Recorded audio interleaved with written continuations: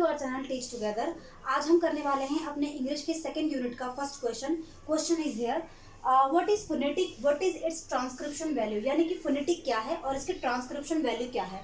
Transcription का मतलब क्या है कि इसको किस तरीके से संजो कर रखा जाता है, कैसे इसको एक तरीके से इसका रिकॉर्ड बनाकर रखा जाता है। ट्रांसक्रिप्शन का मतलब ये है कि रिकॉर्ड बनाकर रखना। अब देखिए फोनेटिक है क्या। फोनेटिक का मतलब ये फोनेटिक होता क्या है कि किसी भी वर्ड को आप जैसे बोल रहे हैं उसको उसी तरीके से लिखना, ठीक है।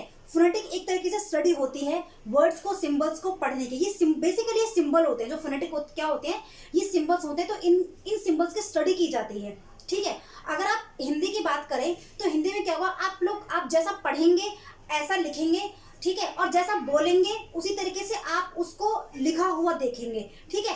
बट जब हम बात करते हैं इंग्लिश की, उसमें क्या होता है कि लिखा कुछ और होता है, बोला कुछ और जाता है, ठीक है। आपने ये चीज बहुत ज्यादा देखी होगी और ये होता है, कहीं आवाज साइलेंट हो जाती है, कहीं कुछ हो जाता है, ठीक है। तो चलिए मैं पहले इसको पूरा मैं बोल देती हूँ, फिर आपको मैं ये समझाती हूँ, ठीक है। तो स्टार्ट करते हैं। लिखिए, phonetic is the scientific study of the speech sound of a language. It deals with the production, transmission and reception of speech. A knowledge of phonetic is a must for a teacher of English. This knowledge enables him, number 1, to acquire correct pronunciation, number 2, to give a true description of the sound of English and how they are made, number 3, to point out the mistake in the students of pronunciation and help him learn to correct form, number 4, to differentiate sound of English. Okay, मैं number 3 दोबारा बोल देती हूँ, may be मैं जल्दी बोल गई, सुनिए।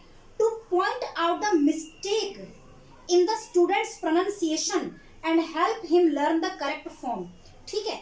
इसके बाद आप एक लाइन छोड़ के दूसरा पैराग्राफ लिखिए। English is not a phonetic language. In this the sound of a word is not the combination of various sound of the letter. That is why it has been well said that the spelling of a word in English is not a true guide to its pronunciation. Okay, चलो यहाँ तक समझते हैं कि बात हुई क्या है। देखिए, पहले तो आपको यही बता रहा है कि जो फोनेटिक्स हैं वो एक साइंटिफिक स्टडी होती है किसी भी लैंग्वेज के वर्ड को स्पीच करने की, यानी कि उनको बोलने की, ठीक है, कि वो कैसे बोले जाएंगे, कैसे कहे जाएंगे। और ये डील करता है उन वर्ड्स के प्रोडक्शन के साथ कि वो कैसे बने हैं, ठीक है, किस प्रकार से वो वर्क करेंगे, कैसे वो बोले जाएंगे, ठीक है। ट्रांसमिशन के आप यानी कि संचार करना, संचार मतलब कि फैलाना। रिसेप्शन यानी कि उनको अडॉप्ट करना, उनका अधिग्रहण करना, कि आप उनको कैसे सीखेंगे, कैसे समझेंगे, कैसे बोलेंगे। ओके, एक इंग्लिश के टीचर के लिए ये जो फोनेटिक होता है ये बहुत इंपॉर्टेंट है, क्योंकि इसमें वो सारी चीज़ें आती हैं जो एक इंग्लिश लैंग्वेज को जानने के लिए, पढ़ने के लिए, समझने के लिए बहुत ज़रूरी है। बिकॉज जब तक इंग्लिश का टीचर खुद नहीं समझ पाएगा, खुद नहीं बोल पाएगा, तो वो हमको या आपको या हम किसी को क्या दिखाया पढ़ा पाएंगे। ओके, तो ये क्या बताता है, टू एक्वायर करेक्ट प्रोनाउंसिएशन, के वो एक सही करेक्ट प्रोनाउंसिएशन के बारे में बताएगा। एक्वायर यानी कि प्राप्त करने में, एक्वायर की स्पेलिंग क्या है, ACQUIRE, ACQUIRE, ओके। और ये पूरा डिस्क्रिप्शन देता है, किसी भी वर्ड के साउंड का पूरा डिस्क्रिप्शन देगा, ठीक है, और वो कैसे बने हैं ये बताएगा, कि कोई भी वर्ड कैसे बना है ये बताएगा, ठीक है। और ये क्या बताता है कि बच्चे जो किसी भी वर्ड को प्रोनाउंसिएट करने में जो गलती करते हैं ये उसको बताएगा, ठीक है, उसमें उसकी हेल्प करेगा। और साथ ही साथ इंग्लिश के जो वर्ड हैं जो अलग अलग फॉर्म में आप देखते हैं ना, कि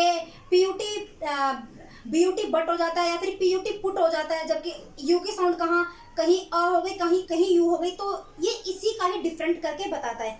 आगे क्या है, English is not a phonetic language. अगर हम बात करते हैं इंग्लिश, तो वो बिल्कुल भी फोनेटिक लैंग्वेज नहीं है। हिंदी एक पूरी प्रॉपरली फोनेटिक लैंग्वेज है, क्योंकि आप उसको जैसा देखेंगे वैसा ही बोलेंगे, और जैसा पढ़ेंगे वैसा ही आप उसको देख पाएंगे, ठीक है। हर तरीके से इंग्लिश में सच्चाई है, but in English there is no reality, ठीक है, उसमें बिल्कुल भी विश्वास वाली चीज नहीं है। ओके, तो इसी विश्वास को बनाए रखने के लिए फोनेटिक का यूज किया जाता है, ठीक है। इसके लिए भी अलग से स्टडी करनी पड़ती है। When you are going in higher education, तब आप ये देखोगे। इसमें छोटा सा ही इसकी स्टडी कैसे होती है ना, बेसिकली वो आप एक हायर एजुकेशन, आप जब हायर स्टडी करोगे इंग्लिश की तब आप पढ़ पाओगे, ठीक है।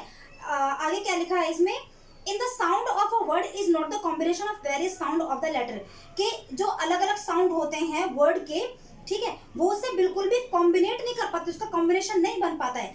That is why it has been well said, इसलिए हम बहुत ही अच्छे तरीके से कह सकते हैं कि the spelling of a word in which is not a true guide to its pronunciation, कि जो इसके जो वर्ड होते हैं वो बिल्कुल भी उसको सही से गाइड नहीं करेंगे, उसके प्रोनाउंसिएशन से हमको अच्छे से गाइड नहीं कर पाएंगे, ठीक है। Okay, now right again next paragraph. The difficulty with English is the same letters stand for more than one sound. The letter A, the letter A, 1 minute, letter A कैसे लिखेंगे आप, ऐसे लिखेंगे ना, द लेटर ए, ऐसे, okay. The letter A for, अब बात कर रहे हैं कि लेटर ए की कि कैसे वो अलग अलग साउंड बनाएगा। For example, has different sound in able, ABLE able, comma about, ABOUT about, comma at, AT at, comma after, comma want, WANT want, comma all, comma any, ANY any. Secondly लिखना है, secondly different combinations of letter yield, yield की spelling क्या है, YIELD, yield, yield मतलब फिर भी, yield the same sound. For example, we have the same vowel sound in sea, SEAC, comma KAY की, comma FELL feel, comma FIELD field, comma SEIZD seize, comma people, PEOPLE people. आगे full stop लिखिए। Thirdly, there are certain letters which are silent in certain words, as in dumb.